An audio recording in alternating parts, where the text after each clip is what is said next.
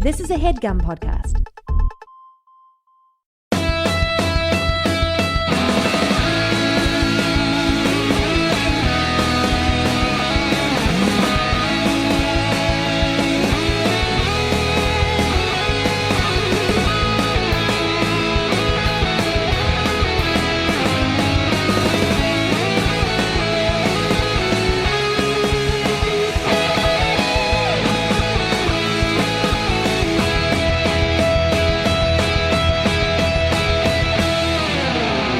Everybody, put on your sunscreen and please remain indoors because this is a We Hate Movies sideshow, a quarantine sideshow that's not allowed to leave the house, wherein we talk about 90s dramas, Beverly Hills 90210 on Mondays, and guess what? On Thursdays, which is today, we're talking about Melrose Place. This is Melrose0210. I am joined by the whole We Hate Movies gang, Eric Siska. I'm a prisoner in my own home. Chris Cabin. Same. And Andrew Jupin. Yo! That's his catchphrase. Everyone's loving it. There's going to be yo t-shirts in the streets. When everything opens up again, there's going to be yo t-shirts. Like, what's that yo? It's like, that's Andrew's thing. My fucking thing. No, it's not from fucking Alf. It's my thing. We are talking about Second Chances, the 6th episode of Melrose Place. That originally aired in August of 1992, August the 12th of 1992. This show started in July and ended in May. I mean, almost a full fucking year. You got like 35 episodes in this first season, man. It's fucking crazy. It's like the original fucking Star Trek. What are we talking about here? It's 1992. Yeah, it's really wild. Also, is it Second Chances or Second Chance? Second Chances I'm looking at. We got double the chances, guys. Double the fun. Mm-hmm. Oh, nice. This week, yeah. Well, yeah, because both of our stories are about second chances, you guys. I don't know if you noticed that. It's a little bit of writing trick there. Remember Double Mint Gum? Mm-hmm. Sure.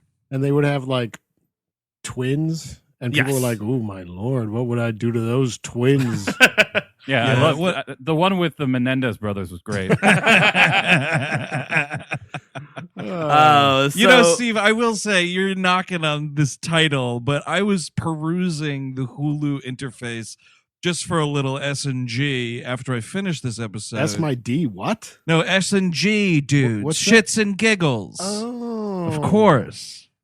I don't want none of you losers S in my D. There's a fucking quarantine. Only winners S that D. No, but there's fucking titles that's like A Trip to the Sperm Bank.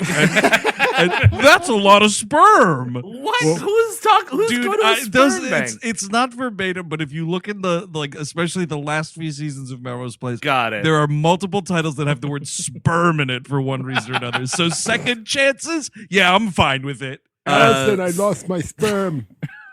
The 10th episode here said just jacking off. That's the title. That's the actual title. It's the Tonight on Melrose Place, the season premiere, Cum Splash. Ooh.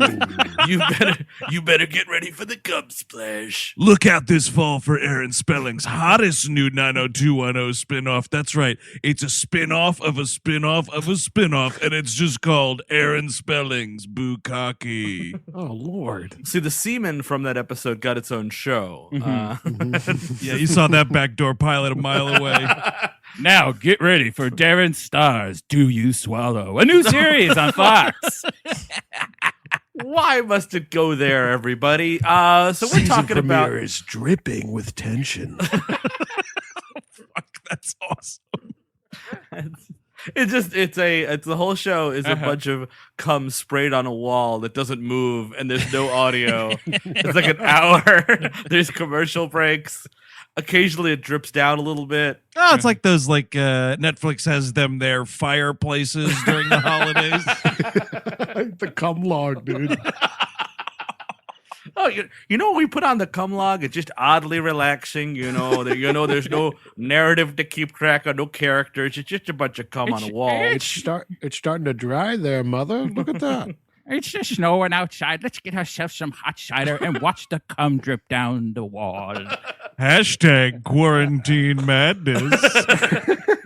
I would fucking watch it. You would, I would binge it. Honestly, I think I would course. binge it. What are you guys binging? Oh, we're binging the cum sliding down the wall, the cum log. You binged it so hard you had to get your stomach pumped. Good gravy. So second chances. There's only 2 stories this week. It's a Rhonda and a Jake and Alison story, which is kind of fun. I think this is an okay episode in terms of like kind of. I have a ton of problems with it, obviously, because it's a Melrose Place, but it actually like feels like a TV show that I might watch. Yeah, I think so. It's a pretty like cohesive story. It's nice to see Rhonda get her own episode, which is cool. It feels like the interesting thing is it feels like a regular episode Yes. of like nighttime dramatic television. Stakes aren't too high, stakes aren't terribly low. It's just like right in the middle. So we start with a poker game like we're watching TNG here. Totally, Riker's gonna come in and throw some silver chips in the middle. Oh man, can you imagine that fucking tall glass of water walking in here, fucking swinging a leg over a chair? Man, he'd fuck all these people. You would. Yeah, the only way you could get him into this series is if he was like the master of an orgy, like involving everybody in Melrose Place, and he's like the Grand Poobah. No, it's a new guy that moves upstairs and is always having orgies, and like they hear the noises, they're a little uncomfortable. Some people get curious, some people get like sucked into the orgies. Other people are too afraid. Characters go in, they never come back out. Exactly, it's like a horror movie. Will, are you really going back in time again to have sex with people? Well, what can I say? I liked feathered hair and high-waisted jeans. And you know what babes in the early 90s in LA loved? Dudes who played the trombone. Picard, you don't understand. I have to go back. Malachi Throne has come back. Oh my God. He might destroy all of space-time, that Malachi Throne.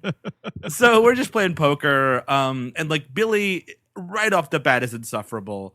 Alison's, it's between, everybody's folding. It comes down to Alison and Jake. Alison, I love how Rhonda, to set up her storyline as well, is like, you know what? I'm going to gamble these shitty fucking community theater tickets. And everyone's like, you can't, there's no cash value for that. Absolutely not, because one, they're comp tickets. They probably say comp right on them. $0. But also, like, just throw them out. Exactly. It's like, oh, hey, I got used bubble gum. Anybody want to gamble that? Because the whole thing is like she doesn't want to attend this thing because a friend of hers is in the dance company. And then it's like, then just fucking skip it. Throw it away. Don't pass the trash and make your friends go see a garbage thing you don't want to see. Come on. Andrew, you are hiding the big reveal here. I understand it, but there's plenty of reason why she doesn't want to go. It's hard for her, okay? It's a tough situation. It is a tough. Chris is right.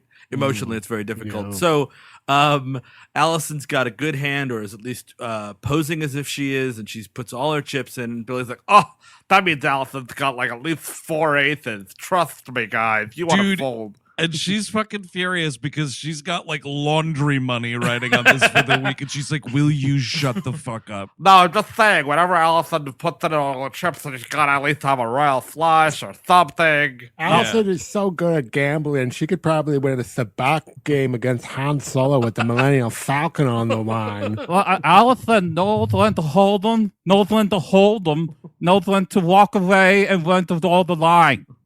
Yep, he's splitting on 11. That's what you do on blackjack. I just got killed in Atlantic City. Whoops, I was just at Atlantic City, just narrating the table, as always. And somebody slit my throat in the bathroom. Murder by the mafia again. I'm a writer. So, Allison, it goes down to Allison and Jake. Jake finally folds because Billy will not shut the fuck up. And when he does, he shows what he had. He didn't have much. And then Alison shows that she was bluffing. But in the middle of this, for some reason, she lets it loose that she was the cram queen in college, which has a very different nickname than I. Yeah, I mean, that's not Alison. I mean, we get it, but it's not the nickname you should be proud of. I, for one, loved Cram Queen 9 from Brazzers. So she was getting crammed, huh? No, she was cramming for a big test, Eric. Oh, she was the one doing the cramming. Exactly. It's the other way. Pegging video. No, Yes. no. So she, she just lets it slip. And again, Billy's just like, oh, great. Here comes Alison talking about college again. Jesus Christ. Does anyone want to hear about how I'm a writer or what? I don't even have a fucking storyline. I gotta just comment on what Alison is doing. Does anyone want to see my cab? So I'm waiting for that cab to come back. I know We just saw it in the last episode. Yeah, for It like should 5 seconds. it should talk like the cabin Roger Rabbit. Come on, Billy, let's get out of here. Oh my God, slit my tires and put me in a fucking compactor. This guy's terrible. Oh no, the dip. Come on, Billy, we gotta go past that Amy Mann concert and pick up some chicks. It's the 90s. And he talked like this.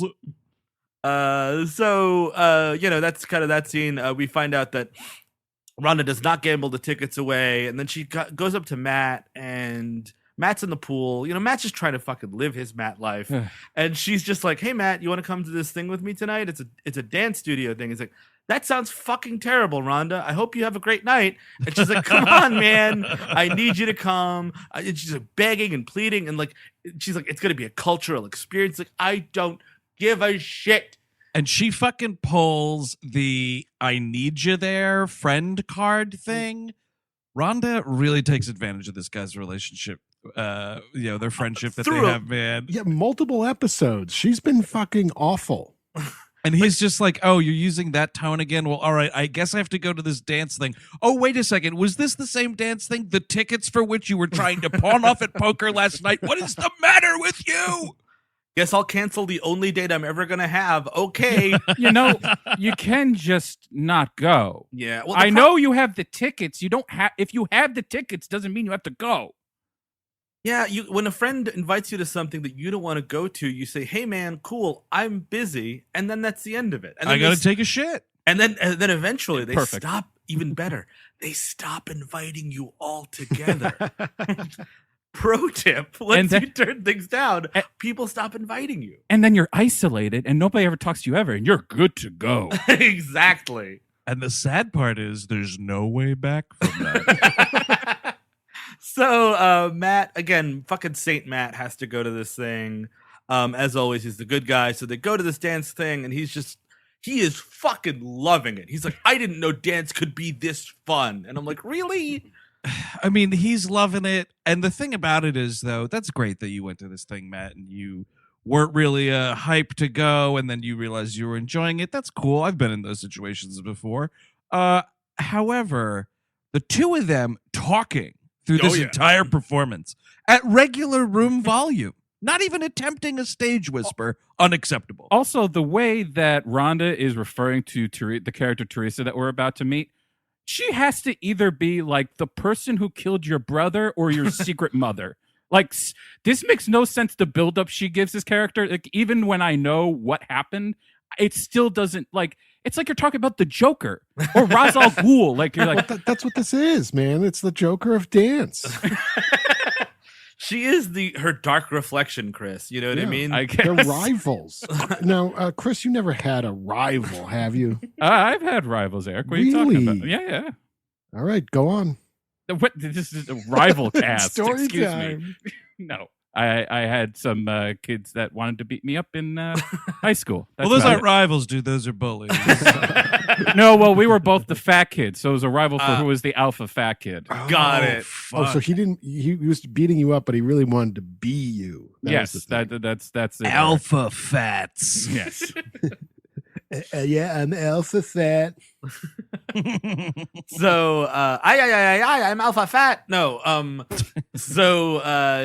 she it's like a funky dance, like a CNC Music Factory-esque dance scene. It's pretty hilarious. I'm sure there is some good music here, but it's not on this. It's just like Ba-da, ba-da, ba-da, ba-da, boom, bam, Yeah, boom, bam, boom, bam. it's it is fucking super 90s, dude. The DNA of the 1990s is splashed all over this show. What if we started a band that we, for all these shows that don't have music rights to stuff that they aired, if we just started making like temporary music, that what I just did was pretty good, right? Yeah, Yeah. but I guess that was my question though, dude. Are we playing instruments or is it just us going ba-da, ba-da, ba-da, ba-da, ba-da?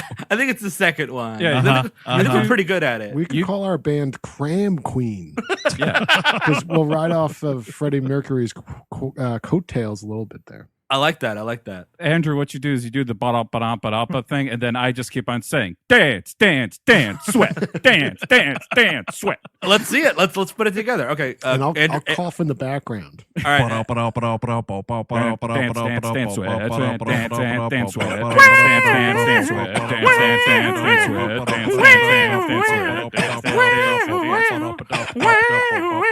Can you tell that we've gotten insane yet? I was just thinking it was the best 15 seconds of my life. I mean, it's at least the highlight of the day. Yeah, Absolutely. it's a Monday. We haven't been out in weeks, and this is what we're doing. So, Rhonda goes back. Actually, Matt is like, "Oh my god, my life has been changed by this funky dancing. I need to meet Teresa." And she's like, "Yeah, she's like not as good as me, but I guess she's pretty okay, right?" And it's like, "Okay, she's pretty great. Like, can I meet her?" And so he goes backstage. Rhonda doesn't want to go. And immediately, We've got a great extra alert here. Sorry to cut in. is it but the there's- stage manager? Oh, yes, thank you. Because yeah, man. Holy shit, what monster truck rally did this guy come from? Well, that's the thing, dude. When you work in, and we've seen this because we've traveled a little bit and performed. These guys all look the same. They've all been doing it for 25 years. And they're It's all like, great. They're And we all great. appreciate their work. But it's all just like, what's tonight? It's industrial dance. Tomorrow's a podcast, and Thursday is But just here's the a thing. dude. donkey show. Get those XLR cables for the donkey show. Ah, Jesus, we were supposed to do that audio cue run through for the donkey show. Shit, I don't know when I'm supposed to hit the lights. Here's the thing, though, about those dudes. Like those folk, cousins of carnies. For in a sure. way. Tech folk, great people. Yeah, it's like an upper cast of the carny. I want those as opposed to some snot-nosed kid who's like, Yep. what are you doing? Yeah, okay. You got like a playlist or something? 'Cause Yeah. Guess what? When shit goes wrong, it was the kid. Yep. Yeah. The lifers are just like, all right, I don't care. You're just gonna go on stage and things are gonna happen. I will make sure the lights work and I record it properly. I'll tell you what, dude, I wish we had one of those slime balls with us when we did that National Treasure show. Just saying, snotty kid that fucked that up. Yeah, you know what? They always say that, pageant mothers are the worst to deal with. You have to deal with them all the time. Nothing compared to a donkey handler. Nothing. Nothing. The guy is all over you all night. Yeah, Monday industrial dance, Tuesday the podcast, Wednesday we're doing the donkey show, Thursday through Sunday cleaning from the donkey show, then Monday, Get the flies off of him. I got it. and then Monday Dennis Quaid and his coke problem are gonna be here. After we clean up that fucking bloodbath. Then the next night we got another podcast, but they're doing a podcast over a donkey show. It's a donkey show / podcast. Wow, maybe we should do that. Yeah, we should. So this Hey, week, you guys want to hear us talk about this direct-to-DVD Nicolas Cage movie while this woman sucks off a donkey? Whoa. What do you mean, whoa? What the fuck do you think a donkey show is? I didn't know it was that. I thought it was like a petting Eric- zoo. Eric thought a donkey show was just people coming on stage and petting a donkey. Yeah. One- Oh, you innocent Well, fucking rube. Now that I know it's filthy, well, Chris could give us a hand or Uh-huh. a Mr. Hands on this scenario, right? Because you've seen that guy get fucked and you know how it works. I don't know how all this is connecting, but sure. all right, guys, 5 minutes for the donkey. Come on, you're all warmed up. Will you warm up your vocal cords for your podcast? So this guy has no lines, you'll be happy to know. Uh-huh. But he introduces them to Teresa, who's played by Gina Rivera, famously in Showgirls as Elizabeth Berkley's best pal there. A very thankless role in that film, by the way. Oh, Yeah. yeah. Yeah. She How spends about the that? entire movie pining over a rock star that winds up raping her, and that's just, it's not great. What's that movie? It's a fun one, I guess. Well, not that part, but like the movie's enjoyable. Oh no, the movie is very enjoyable. Definitely my least favorite Ron Howard movie. Oh no, that's Paul Verhoeven, of course. Yes, of course. you always get them mixed up. So she's actually very happy to see Rhonda. She kind of assumed that Rhonda wasn't going to show up. And like they have this sort of like, it's kind of contemptuous, but it's mostly on Rhonda's side, I feel. This relationship. Disagree. Ooh, This is 50-50, dude. Yeah, well, it eventually becomes 50-50, but at least in the beginning, it's a lot of Rhonda just sniping at this woman. I'm with Steve on this. Because Rhonda knows to fucking come out swinging. Yeah, I guess you're And right. let's relax here, because when you get Teresa's motivation at the end of this episode, fuck that shit. Come out swinging, Rhonda. She knows this friend better than we do. I guess that's fair. So, but she's being like, and also like clearly Rhonda's really uncomfortable, and she takes to and Teresa takes to Matt very quickly, and she's like, "Oh, hey, Matt," and she's like, he's a good looking dude. She's like, "Hey, you want to come hang out?" And I think he said what's the line here? It's that really.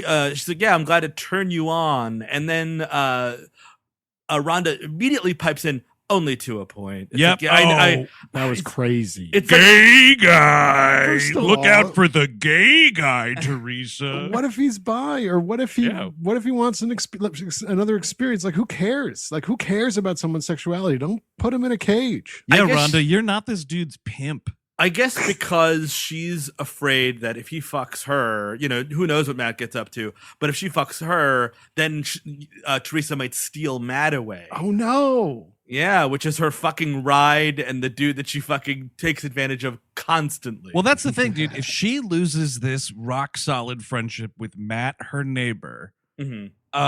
then who will she go to when she needs to cancel on somebody at the last second? So they go out to Shooters, obviously. It's like, "Hey, you want to go out to a restaurant?" And she's like, "Sure." "Well, we've got one set." "Oh, let's go there." "Okay, cool. Yeah, let's do it." "Do you want to go to the one set we have or Allison's apartment?" "Okay, we'll go to the Shooters." "Okay, that makes sense." I'm happy to say that as the show goes on, they get other hangouts. There's like a jazz club, if I remember right. Ooh. There's another like cocktail lounge, I think, that comes into play. Jazz club that now we're just writing in Jonathan Frakes as orgy guy. Right. We're just happy that the jazz club is swinging. He invites everybody out for cocktails, and then all of a sudden we're at a key party. Yeah, that jazz club would be called Swingers. Yeah. Oh, Shooters, swingers, drinkers. But I'm bringing this up. Stinkers. Stinkers has the donkey show. Hey, dude, we going to Drinkers tonight or what? Do you have any non-alcoholic beer at Drinkers? The fuck you think? Dude, it's a shirt that says Drinkers and it says "the fuck you think." Yep, exactly. And Also- I'm way into it. I'm bringing up those other locations only to highlight though that we get our start at Shooters is the OG Melrose Place hangout, and boy, we spend a lot of time at Shooters in this episode. It's starting to feel like a Cheers to me, man. It's just a place where I can call home, and boy, do I miss bars. I miss bars. I'm pining after a 30-year-old television show's bar. Which it looks like I don't think it's a real set. It looks like a bar. Like, it might be an actual restaurant. It doesn't feel like a set to me, at least. I don't know. I think we could have just had good production design on Melrose Place. Well, Also there was possible. at least like a lot more of it towards the end when Jake has his little party. Jesus Christ. Oh man, the most humiliating moment in his life. Yeah, but you see like the different layers of Shooters. It looks like Right. a TGI Fridays or Applebee's. Oh, or it's something. definitely a Cabin mentioned this on a previous Melrose, but like it's definitely a restaurant that has a bar at it. Yeah, Yes. it's Darren Star failed restaurant that he had tried to open around the same time as Melrose, and it tanked. We could just film at my empty restaurant. Well, nobody's coming. Might as well use it. Have you heard of Darren's? Like, imagine if I came up like, "You hear of Eric's? Like, we should go there." The hottest club in LA is Darren's. It has everything. A saintly gay guy that never has sex, and a weird drifter, and something. The There's a town's spiciest bloomin' onion. There you go. Donkey show after 12. So, I mean, they just kind of get to talking. Matt is really impressed with Teresa and her, wild ways. And Teresa brings up, like, so, Rhonda, are you going to go to the audition or not? I got you this slot in the audition. And Matt's like, ooh, an audition. And she leaves it. Rhonda says, no, I decided I can't do it, blah, blah, blah. And the thing is, and this is where Matt, he's a really nice guy, but he's so fucking overbearing. Like, because he's just like, what do you mean you can't go to the audition? What? What's going on? The audition? You got to go to the audition. And she's like, no, Matt, I'm fucking busy.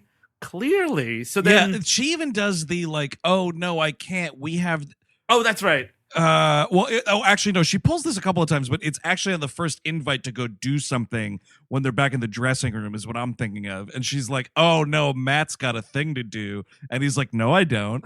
Come on, Matt. And it's like, dude, you have to pick up on those cues, man. You fucking cannot leave a person hanging like that. Oh, sorry. I was dragged here by my fucking wrists by this woman. And now I'm like, oh, you're going to be my fucking excuse, too. Excuse me. It's also possible that Saint Matt cannot tell a lie. It's entirely possible. Maybe he just knows that if he says yes, there's a fucking trip to Shooters. Yeah, I think that might be it. He just wants to go to Shooters. Rhonda's going to pick up his fucking tab for the bloomin' onion he wants.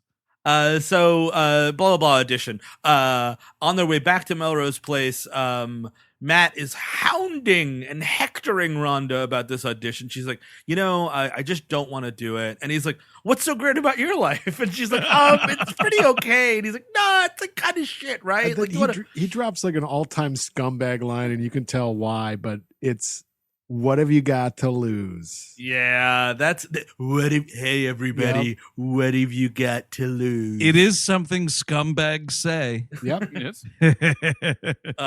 So that's kind of their thing. The next kind of, we'll just go through, this is totally the A story, by the way. Oh, yeah.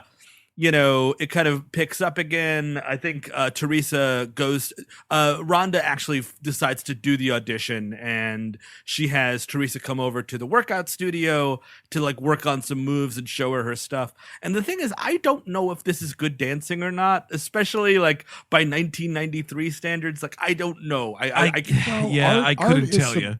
Art is subjective, so it's true. I mean, they are moving fast and in tune, which I appreciate. In tune. Well, the thing is, we don't know. We have no idea what they're actually dancing to, right? That's also a really good point. If it looks anything like a fly girl, like that's what you want, I would say. So she looks in that range. Oh, like the I didn't do it dancers. Yes. I didn't do it.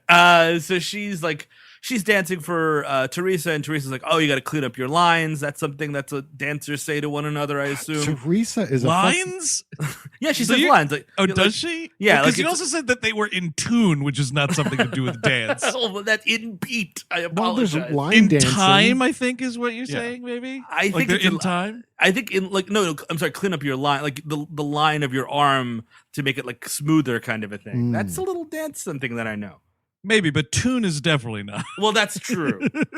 Well, this Teresa is a terror, because she even goes on to be like body shaming Rhonda a little bit. Or definitely. Like, the pasta situation. Oh, yeah, like Rhonda wants to go get some pasta, and she's like, "You gotta get pasta? You gotta be a dancer." You know what's a crazy thing? And I mean, I guess people use this to refer to these restaurants this way, but like, she definitely says to Teresa, she's like, oh, yeah, you want to come with me to this new pasta restaurant? And I was like, what? Like, do you mean an Italian restaurant? Or I don't know, though. I saw in the background when Teresa and Rhonda have their blow up on the strip when they're talking to each other. In the background, there is something called a chicken eatery, which I was just totally shocked. It just says chicken eatery. Yeah, so is the confusion there like, is this a place for chickens to get something to eat, or can you only order chicken at this eatery? Some guy comes in with 3 chickens and bow ties. He's like, "Oh, we'd like the table for 4." Called it a chicken eatery, so you know you eat them here. Okay, you don't fuck them. Go down the street for that. Yeah, my friends will have some feed. I am gonna have dude. It's just Gonzo. Oh, that's where he goes to pick up his babes. Oh, definitely. Yeah, totally. Oh, I'm gonna go to the chicken eatery and fucking chicken. I'll be eating something at the chicken eatery, but it's not the actual chicken meat. I will have a bowl of feed, and my date will have a plate of feed. That Muppets reboot was just Melrose Place, right? They were always just fucking and sucking on that show. It's true. I wish that ABC and those rotten fucks at Disney gave that show more of a chance, because it only got one season, and I think it was even a cut-off first season. And like, I actually think it was pretty funny. It was a little more geared towards adult humor, which I appreciated. Well, and they fucking totally killed it. Kermit was like dropping his tadpole in Real Women or something, right? Fuck. He did go on dates with women. Yes. Yeah, that's weird. That's some Family Guy horseshit that I can't handle. But you know, I mean, he wasn't fucking laying tadpole. So anyway, behind the scenes, dude. They so she goes Rhonda is very combative with Teresa, and they are combative at this point where like Teresa's kind of like ragging on her dance, and Rhonda's like, and she keeps saying, which is a really shitty thing to say, that the only reason that she, and to this woman's face, the only reason she got in this really cool dance company is because she broke her foot and Rhonda couldn't audition. She does keep, and while I am, I'm a little more defensive of Rhonda in this episode than I think some people are, Chris Cabin. Hi. You fucking evil man. Hi, I will Chris. say that it's obnoxious that she keeps referring to it as like that Teresa got her slot. Rhonda has been holding this grudge about her twisting her ankle before an audition, like she had come into her room and tied her to the bed the night before and like poured water all over her or something. She fucking did it herself. Wow. Exactly. And poured water all over her. Yes. Just because she couldn't go back to sleep, I'm saying. That sucks, dude. They go out to this pasta restaurant, and yes, Teresa does body shame. It's like, oh yeah, you can't eat all this fucking pasta if you want to be a great dancer. And they kind of blow up at each other about the previous rehearsal and why Teresa even got the slot, because it was her slot and blah blah blah. And Rhonda just is fucking furious and just storms off. Basically says that she's like, you don't think I could make it, kind of a thing, and like she's really fueled by Teresa's doubt, I assume. I will say I appreciated the on the street filming right here. Yeah, it's nice. I do dig whenever we're actually out on the streets in LA. This whole episode, like even the shooter's scene towards the end, you get really more of the atmosphere of these places in a non-stilted way. Totally, yeah. And eventually she's like really practicing hard. Matt goes to her class, and man, her yelling at Matt was a big laugh for me. Because he's just not keeping up. She's, come on, Matt, let's do this. And he's like, I'm doing my best. She says something like, Matt, what are you even doing? And there he is in his fucking shitty Reebok sneakers trying his best. And then after class, he's like, oh, wow, you really, pushing it hard. She's like, yeah, I'm trying to get ready for this audition. And then, of course, Matt, because just to do something, it's just like, well, I don't know. I think you're trying a little too hard for that audition. I'm like, dude, you were the one that pushed me into it, you fucking idiot. Hey, Matt, can I ask you something, man? Is it a fucking slow week at the halfway house? Because you are ruining my life more than usual. All the kids died, so he's got some time before the new ones show up. Yeah, I'm sorry, Rhonda. It got bulldozed. Okay, thank you. So yeah, you don't want to do the audition. What are you, fucking coward? Oh, you're trying the audition? You fucking, what are you? You're trying way too hard, you maniac. But so pick a side. She fucking tells him this whole thing about how like her parents were always pushing her and her brother and sister, and she was the only one who didn't go to an Ivy League school. She was going to be this dancer and blah, blah, blah. And yes, as Chris Cabin has already pointed out, she faked the foot injury because she was terrified about what would happen if she failed the audition. Yeah, and she basically said, which is really galling to walk around and put all this shit on Teresa, and B, again, say that she definitely would have got in, and Teresa wouldn't have got in because Rhonda was so always better at her than dance, and blah blah blah. It's like not a good look, Rhonda. That's right, Teresa. You'd be doing cardio funk. Okay, that's where you'd be, dude. We are using the word funk no less than 3 times in this episode. I actually couldn't believe it. It's a funky. She's like Teresa says something like, so what do you teach? Like some sort of like hip hop dance something? And she's like, funk. Down at the cardio funkery. So the last kind of bit here is she doesn't want to audition now, and Matt again is just like, or she does want to audition, and Matt goes with her. She goes to this audition, and I guess knocks it out of the park? ? Dance. Well, the company director himself says very nice. And she gets out of the audition, and Matt's like, "Wow, you did a great job." Teresa shows up, and she's like, the only reason I invited you to this audition was to watch you fail. But wow, did you prove me wrong with that incredible funky dancing. And you are the absolute greatest, Rhonda. I mean, I've been holding it back, but fuck, you are amazing. You are the best. Oh my fucking God, you're so good. And she's like, you definitely got to call back. And she's like, you know what? I don't even want it. I'm happy with my life as it is. And I'm like, why?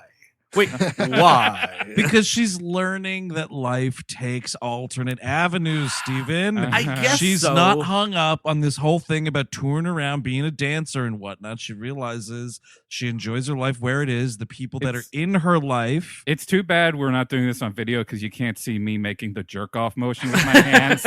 Well, the thing is, it's the early 90s. I can hear it, Chris. In the whole slacker culture, it's like cool not to do things. Well, I guess I'll just say that it's really cool. All of you dudes had every dream for yourselves come true, and you never had to worry about failure ever in your life. Well, never made, you know what? I would never made a miscalculation ever. If it wasn't for my damn rival, I would have made it.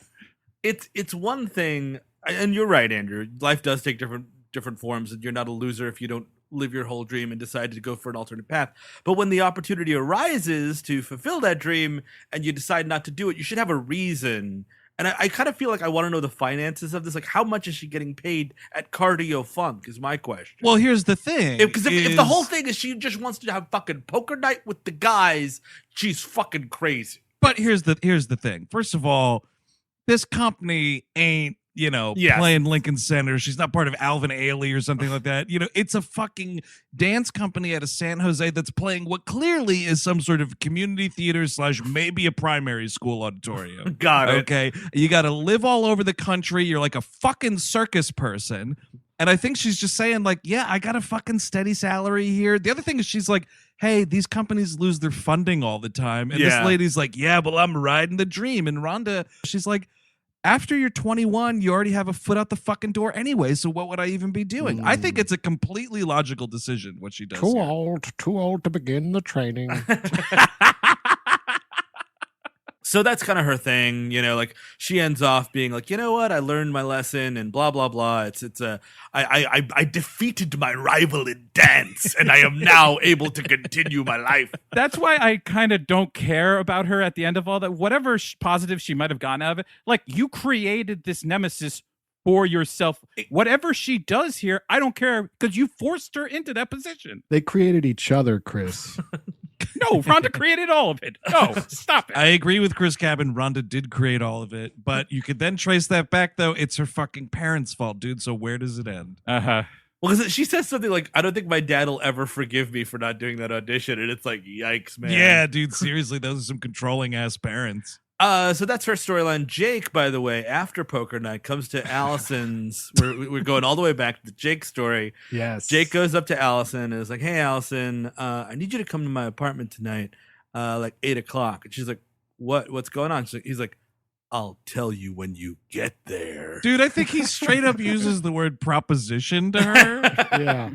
Yeah. This is fuck. You know it's going to end in fucking. You don't know where it's going to start, but this is ending in fucking. So Allison's got to do the math here. It's like, oh, wait a second. No more than 10 minutes ago, I told all my friends here at the place that I used to be called the Cram Queen. now the horniest dude in the complex says that he has a proposition for me in his apartment and I should drop by later tonight. Yeah, I'm here for the I'm here for the cramming. The cramming. I was just wondering if the if the Cram Queen were available this evening. I'm just wondering if the Cram Queen was still wearing the crown. So, Alison, yeah, this is Jake, sexy voice here. Hi. So we were at Shooters the other week, and Robert Redford saw us together and thought we were married. And he came up to me and he told me that he would give me listen to me now, $1 million to fuck you. And I said, yeah, you're going to do it, right? Is Indecent Proposal worth a damn? I've never seen it. It's an episode. It's a ridiculous movie. Is that right? Yeah, it's insane. It goes in a lot of weird places. It's one of those things that it's a movie that should be 25 minutes long. Like it should be like an Alfred Hitchcock Presents kind of thing. Oh, but sure. to stretch it over to a feature length, it has to like fill it up with insanity. Gotcha. Ooh, I'm excited now. Yeah, I've never seen it. All right. Coming maybe this fall. We'll see how it goes. Do it. Hey, if we're all not mentally insane by then. I think we will be. So she shows up at his place. She brings a gun, like you should. By the way, Jake should be asking all the kids from 90210 for the high school performance test cram. I don't know, man. Have you fucking met those cretins?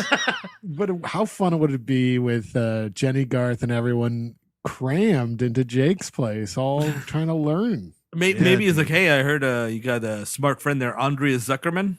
Why don't you bring her by? Exactly. Okay, here's what it is. It's Jake doing a Billy Madison in Beverly Hills 90210. Oh, yes. That I'd watch. Borophil. So she shows up. No, I will not make out with you. I'm Jake. And it's classic Alison. Jake is telling this whole story about how his life, his high school career ended very ignominiously because his mother started dating this guy named Hank. Hi, how you doing, Jakey? This dude Hank that was younger than his mother that kind of like won the popularity contest and rushed him out of the house. Like, that's a fucking rough road, Jake. My question is, how much younger than this mother are we talking? Is it a thing like 10 years? Is it a reverse Bill and Ted situation where Ted's or Bill's mom has married Missy, who they went to high school with? Hey, Jake, remember when Hank used to be 2 years older than this? Shut up. Mm-hmm. Exactly. That's what I wanted to know. You don't get an answer here. Remember when Hank gave you a swirly? That was pretty fantastic, huh? Shut up, Bill. So yeah, he's telling this whole story, and Alison's like, and he's like, and I never finished high school, and I know that you're really good at studying, and she's like, and he's like, I'd like you to help me pass the GED, and she's like, what? I'm like, look, I figured that out 5 minutes ago, Alison. Seriously. He also goes into like his past of like jobs and life experience, and if the test was on life experience, he'd pass with flying colors because he was like a logger in Alaska or something. Absolutely, dude. Okay. If you are a multiple choice question, if you are going to dine and dash, what is the best way to do it? A, go to the bathroom. B, scream, hey, look over there. Or C, all of the above. If you are dating a 16-year-old girl and her father calls you, do you say A, she's asleep, B, I don't know what you're talking about, or C, threaten him with violence? Now this is the kind of math I can get behind. Who would choose A? In the space provided, draw a diagram of how to suck gasoline out of the tank of another car and put into a. Yeah, he's lived this like fucking factotum Charles Bukowski life somehow. So whatever. So Alison agrees, but he's like, the one thing, we have to keep it a secret from everybody. The test is on Friday. I really need your help all week, but don't tell anybody because I'm kind of embarrassed. Which is, and I mean, like, it's totally cool. It's nice to see people get GEDs on. It's a thing you don't see often on TV, and there's actually no real stigma behind it aside from his own. That's true. They also keep explaining what it is because I guess was it a new thing or was it being popularized in some way? No, I thought about that with that line too, dude. And I think because he's like, get my GED, the high school equivalency. Right. And I think what that is just them covering their bases. Like, listen, idiots watch television. Right. We really got to fucking lay this out as clearly as possible. Foreign markets too, maybe UK. Canada oh yeah, thing. Totally. Did anybody else notice, like, when he makes the big reveal of like, and that's why I want you to help me pass the GED, There's the slightest bit of Alison being bummed that he doesn't want to fuck. Absolutely, because she's like out of breath, like, oh my god, Jake, what do you want? He's like, I want you to study with me. Okay, Jake. So it's $200 for a cramp. Oh wait, you want me to help you with education? Okay. Oh, I guess I'll put away my menu or whatever that was. So they study all night, and Billy is continuously the worst roommate. Like, the thing is, fucking guy. this is why, I mean, like, you can, like, men and women can be roommates. Absolutely, it happens all the time.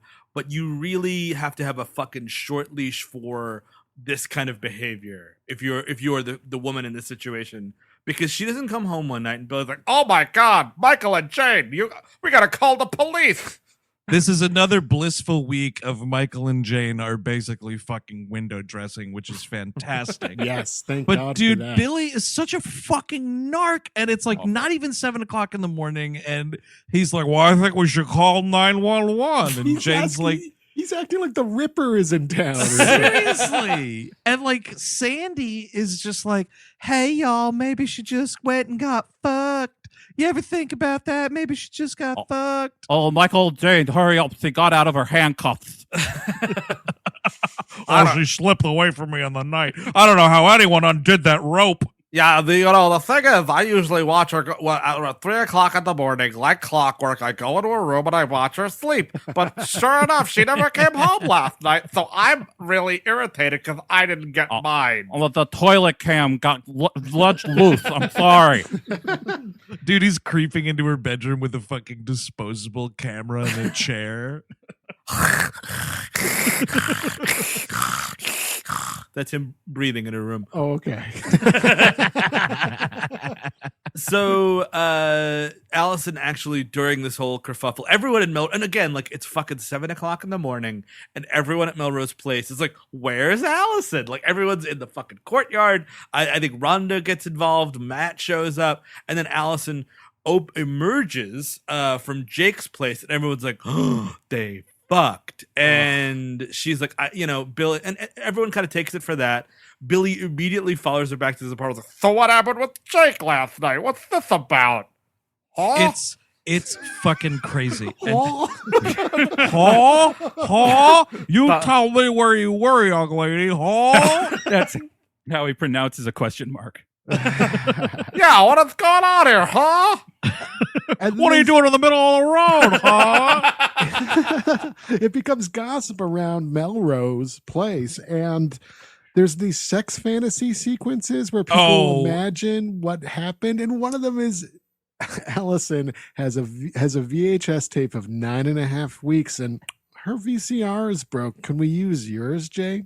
Nice move. It's fucking hilarious, man. This is Billy goes to Shooters and he's talking with Sandy, and it's the two of them like daydreaming about the encounter. And so Billy's is that she goes over with a VHS tape, like Eric said. But then the fucking hilarious one is Sandy's like, no, what about, or I think it's the other way around, because then then I think Billy's like, oh, what if it was a spider situation, and Jake says he's terrified of spiders, and they start making out or whatever, and Sandy's like, no, that can't be true, y'all, Jake loves spiders.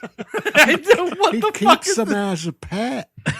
Again, Jake gets creepier by the second. Listen, let's just Team say, Hank, by the way, fucking kick this asshole kid out of the house raising spiders and not going to school. Wow, watch this. You're keeping a spider in your room? You know who does that, don't you? Fucking freaks.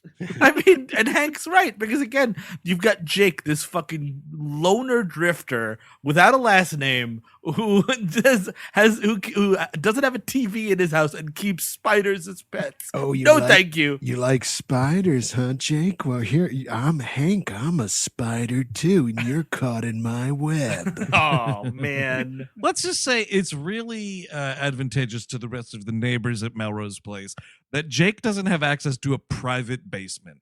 Yeah. Oh, I mean, if I came out and I had to deal with the entire complex thinking I fucked my neighbor, I'm moving. It's time to go to Rodea Plaza. Exactly. I agree, dude. Because like it's like nobody's fucking business. Maybe I did fuck him. Maybe I didn't. Who gives a shit? It's no, you know what I mean. I'm just trying to live a life. That I'm in my 20s. And that's kind of the weird thing about like this episode specifically is it makes fun of the fact that it's going to be a nighttime sitcom at some point, because like that's what the Alison going to Jake's place with 9.5 weeks is what this show should be. I want all these horny people fucking each other. Yeah, I want them yeah. renting all sorts of dirty videos. That's what I'm here for. Not fucking like life ambitions and fucking GED tests. It's fine, but where's the fucking? Problem being, dude, I think we are using hindsight to criticize part of this. Sure. Early endeavor. It's just, but it's true. We want it to get to this. I think they didn't know.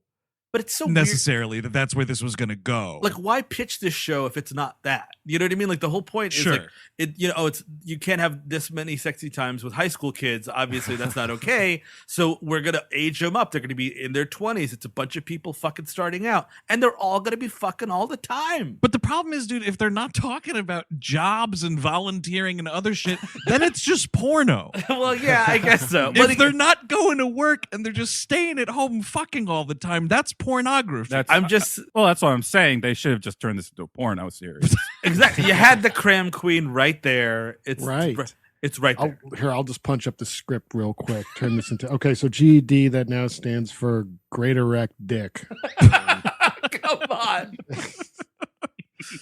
At least Great Erect Dong. Oh yeah, I got my GED. It's a Great Erect Dick. I'll cram it into you. Yeah, that's right. I didn't graduate high school, and I do not have an equivalency, but my dick is quite erect. No, I know you cardio funk, but you cardio fuck is what I'm saying. So, kind of, there's a lot of studying scenes, and like, Alison just keeps being like, "Isn't it so weird that the whole apartment building thinks we're fucking?" And Jake's like, "Yeah, that is weird." It's insane. She asks if it bothers him. Yeah, and he's like, not really. It's like, I've pretty much fucked everybody, including Matt. So yeah, no, it's cool. There's this like the middle one here, the one I think we're both talking about, Steve, is like the bonding scene where like she talks about how she was on like the periphery of cliques in high school and she was like kind of a loser. She thinks in her mind, she was so concentrated on getting into a good school, and then she didn't party enough in college, and she kind of regrets it. This is insufferable. Like, just yamming on it. I'm like, I get it. I got it with the cram queen thing, honestly. I know you have to fit up 45 minutes. Yeah, well, you got to fill up that time slot, my friend. I mean, this show at heart is about regret. It's about finding your way. Thank you, Eric. And it's about Great Erect Dicks. Yeah, exactly. So the final day of studying, they're at some bar drinking coffee, and Jake's like, you know what? I'm done studying. If I know it, I know it. If I don't, I don't. Why don't we go out, just you and me? And they leave without paying, by the way. A classic Jake move. Leave without paying. And a couple of things I want to point out about this restaurant that they're at here. One, the dude who's next to them at the bar gives them the filthiest fucking look when they leave, and I can't figure out why. Because they didn't pay. I guess so, yeah. Hey, they're not paying. Or at least no tip. And by the way, whatever happened to Jake being a mechanic? That never comes. I mean, I think that's just sort of implied that he's just a mechanic. He might just be gainfully employed now, and there's not really a storyline at the auto shop Well, yet. I can't wait for one, Oh, it's going to I'm sure it comes up. Like some girl has car trouble, and then he's like unsettling about it. And like won't let her. Jesus. He's like the mechanic that fucking Brad Garrett played on Seinfeld. You don't try to get it, you do. Also, though, important to note, when they leave this restaurant, it's clearly like a lunch situation, and the sun is up. Just saying for the next scene. Mm-hmm. Next time we're on Jake's bike, it's nighttime. And she's like, Jake, I've never been on a motorcycle before. He's like, this will be your last time on a motorcycle. And she's like, wait, what? Allison, you might just earn your GED tonight. But I already graduated high school. Oh. So he takes her to Mulholland Drive. Pretty much. Yeah, I There's don't some know what old this is supposed people to that be. terrify them. Jake keeps on pointing out where Black Dahlia was buried. So they found the torso here, Allison. And then if you look over there, you see like where that shrub is, Allison? That's where they found her legs. This is very personal space to me, Alison. It turns out that time-traveling Will Riker killed the Black Dahlia. Oh, that fucking checks out. He thought it was the holodeck and he went fucking nuts. His first attempt to try to be an orgy guy. It failed. All right, listen. This is it, guys. We're gonna have to label the holodeck and label the time machine. They look too damn similar. They look too damn similar. And honestly, Data was Julius Caesar. It's fucking crazy what we're doing to the timeline, folks. Label these rooms. Julius Caesar didn't exist until Data. All those gold coins with Data on them. A bronze bust of Data. It's come to my attention that before Mr. Data went back in time, Julius Caesar was not stabbed in the back 40 times. I cannot stress this enough. Will was playing his damn trumpet on the goddamn transporter, and he came out the other side with the trumpet on his head. Ooh, I'd like to see that mishap. So they just go and they're just like looking out over the city, and it's romantic, but it's sort of like they're about to, and They get kissy here, don't they? They do. They kiss. They Which get is a little Hard, Oh, hard kissing. It's a wet kiss too. and I'm like, oh, okay, cool. Like this is what's happening. And then Billy again the next morning is like, what the fuck happened last night, huh? Where were you? Oh, come on, Alison. I thought we were gonna go to the beach or something. Oh, that's right. He's like, oh, it's a perfectly nice day. Were we supposed to go to the beach or what? Dyke, I've contacted my lawyers, and I'm going to sue you for Alison. It belongs to me, goddammit.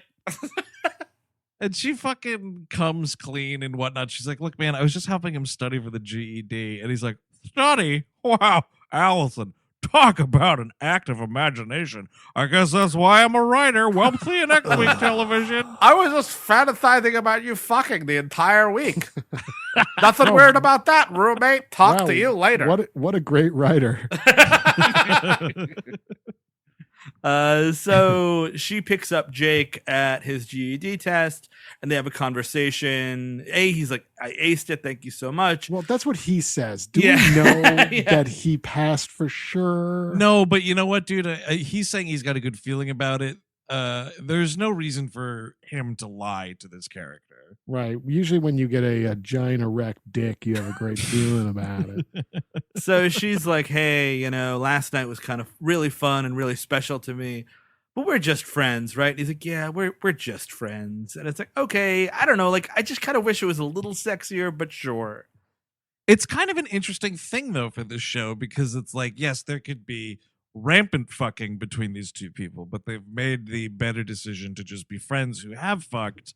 It's nice to see a mature decision be made on Melrose Place. I agree with that. Once in a while. Because it's interesting because Jake and Allison are just like, we did that and we're just going to drop it and that's that. And it's not going to be weird. Meanwhile, Billy, who's got no skin in the game, is fucking obsessively jealous. There's another Billy line that I totally forgot about. After he says, talk about an active imagination, she's like, no, none of that, Billy. We were just over there studying. And he goes, oh, it's not as hot as what I came up with.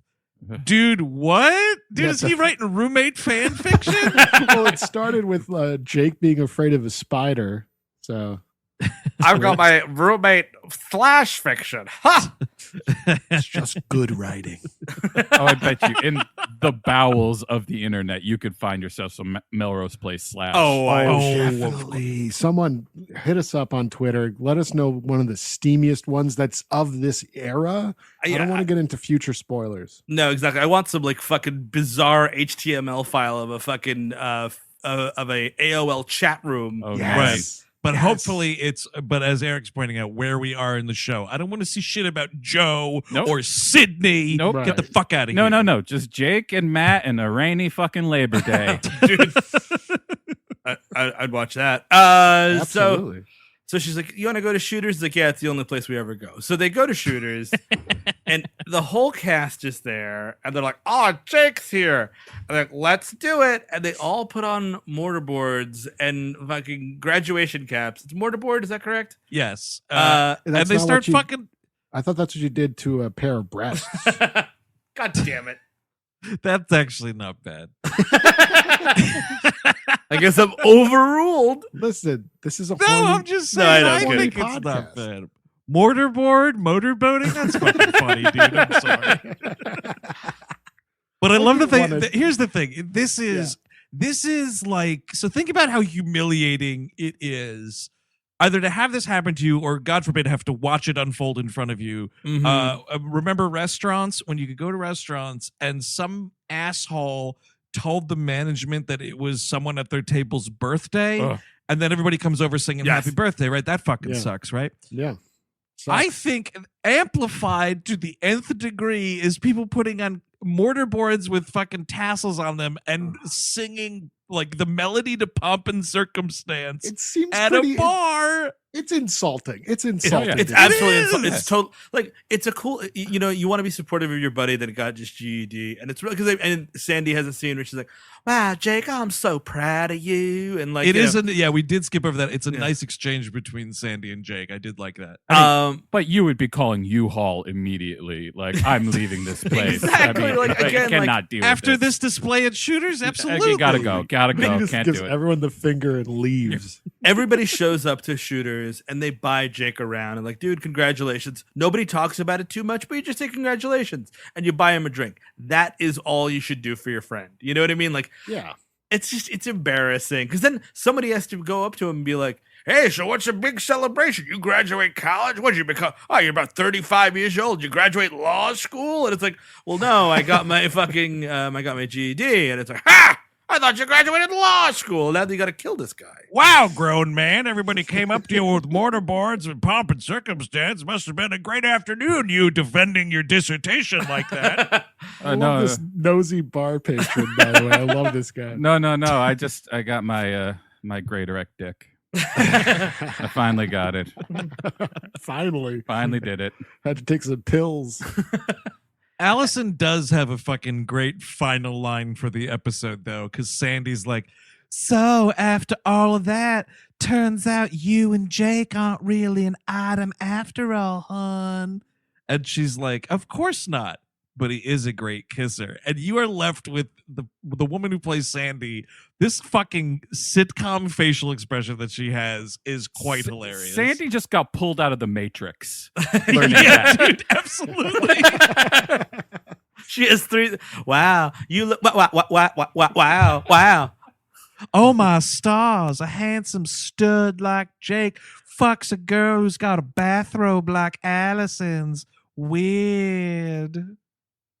That bathrobe that she has is hideous. It is. It's a bad. It's fucking awful. So that's the episode. That's our second chances. Everyone got their second chance this week. So I'm gonna ask, as I always do. Is everybody kind of excited to keep going here? Any parting shots, Eric Siska? I'm excited to keep going because I got nowhere else to go. But no, it's interesting. At least we get a little more of Jake, a little more of Rhonda. Those are characters that kind of weren't super fleshed out, and they still aren't. So I'm excited to see what else is in store. Chris Cabin. Everybody sucks. The show sucks. The fucking dumpster fire is raging. Oh, he's talking about the TV show, not the podcast.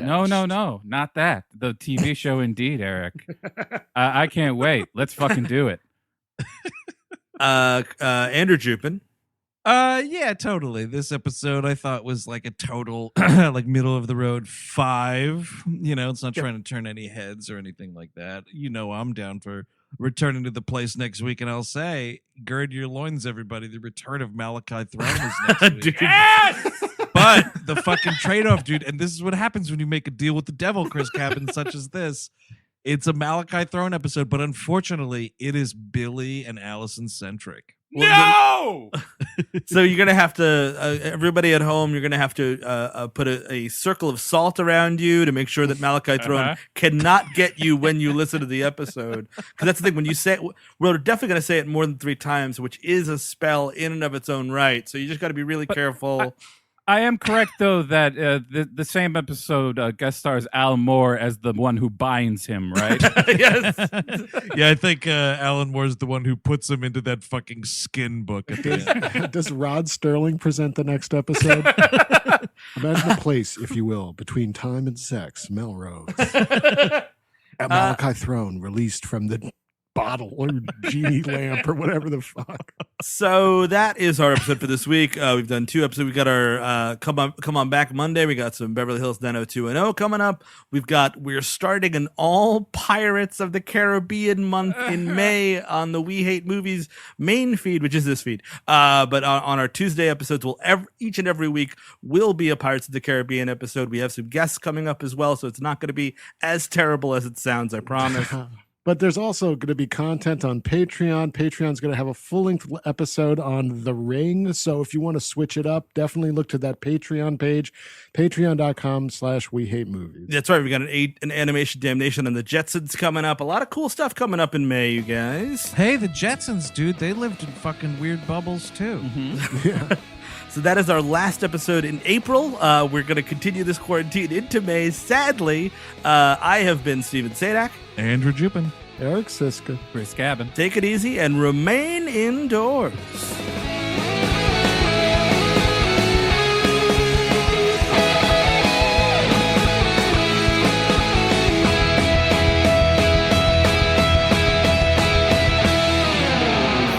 That was a HeadGum podcast.